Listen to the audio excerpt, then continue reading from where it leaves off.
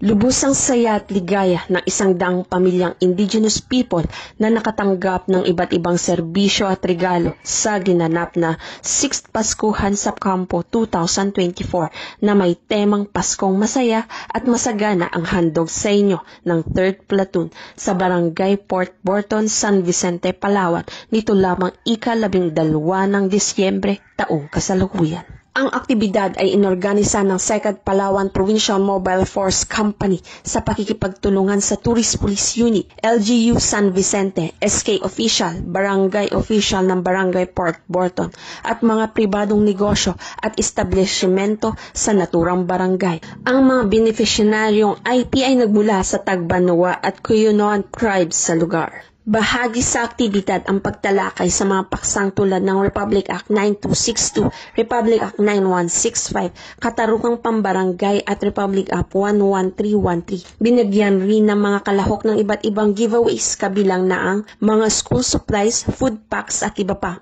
Nagkaroon din ng libreng gupit mula sa mga organizers at mga sponsors ng nasabing programa. Ang aktibidad na ito ay naglalayong bigyan ng kapangyarihan ng IP community sa barangay at ipakita ang tunay na suporta para sa kanilang kapakanan lalo na ngayong panahon ng Kapaskuhan. Mula dito sa Calapan City, Oriental, Mindoro, ako ang iyong PNN Correspondent Patrolwoman Eloisa Joy V. Beredo, alagad ng batas, taga-taguyod ng Balitang Pulis.